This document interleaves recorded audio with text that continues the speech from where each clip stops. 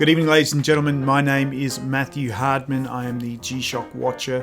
I want to tell you about an experience I had with a watch that I purchased off the Bai website, which is what we were talking about in the previous episode. I managed to snag one of these GW M5610Rs, and you can see the price I got it for was about $73. And just sort of checking on this one to sort of see how much it was worth. I checked Shockbase and got a 22,000 yen price. It's probably because it's made in Japan, and then converting that into Sing would have put it about $197 Sing. But I managed to pick this up for $73. So not a bad purchase overall. In fact, I was the only person who actually bought it.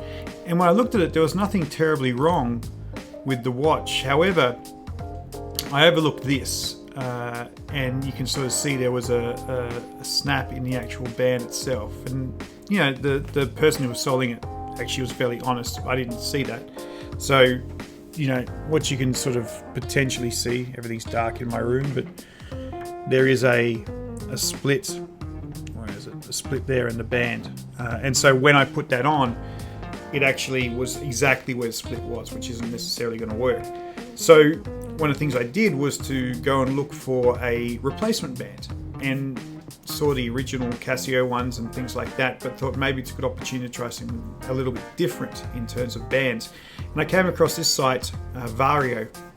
And Vario sells watches and a whole range of different things, but they also sell watch straps. And they sell, if you go down here, strap kits for Casio G-Shocks. So of course this intrigued me, and this looked kind of cool. The NATO band, I think they call it, onto the G-Shock. And I thought, well, let's go have a look and see if I can find something that matches, back over to here, something that matches our color of our black and orange. So we'll go have a look at that. And so what I did find, if I come down, was this one here, this Seatbelt Black and Fire Edge watch strap for G-Shock. And I purchased the black one here, and managed to get that onto my watch. A couple of things which I wasn't too happy about is the length of the band. The band's quite long. It might be that my wrists are small, but I never thought my wrist was actually small, but apparently it is. And so I have to sort of fold the band back. But that wasn't necessarily the biggest of the problems. The biggest problem actually came across was actually trying to, take the actual original band off. That wasn't terribly hard. It was a bit complicated because I think, the screw was a bit threaded. But maybe I should replace the screws on the side. When I got that off, I gave it a good scrub. So I cleaned the watch and inside, underneath the cover, with a toothbrush and some soap because it was fairly grotty.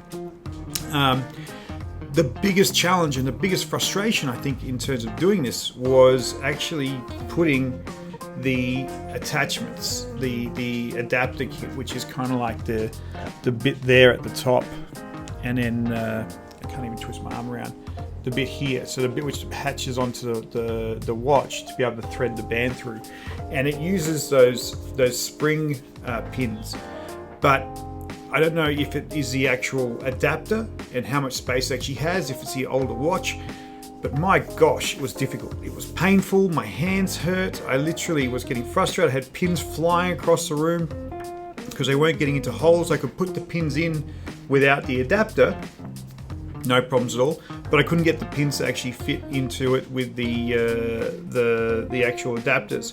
And the card, they give you a card which sort of tells you all the different steps you can go ahead and actually do. Actually quite nice. It was a handwritten card. We hope you enjoy the products, and it's not a bad product. It was just so frustrating trying to get the instructions followed. Really, really tough.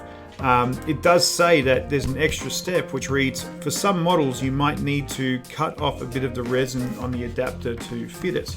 However, underneath that it says, we are not responsible for any damage to your watch or yourself during the installation process. I certainly felt like I got damaged on my hands.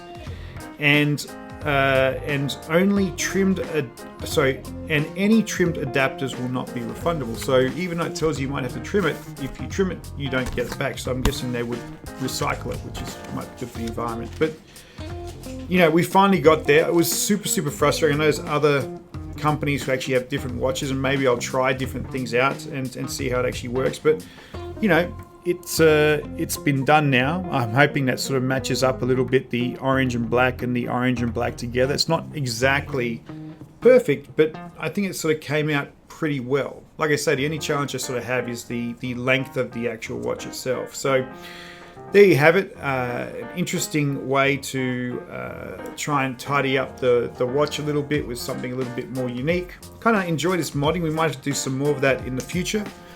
But ladies and gentlemen, I hope you enjoyed the video. Please, as always, you know what it's meant to say, like and subscribe, or smash that like button, smash the subscribe button, smash all the buttons you want. But we hope you actually enjoyed the video, and hopefully you'll learn something. I'll share the link to Vario in the link below, and we'll do another video on the Buy website soon. Thanks for joining. Bye-bye.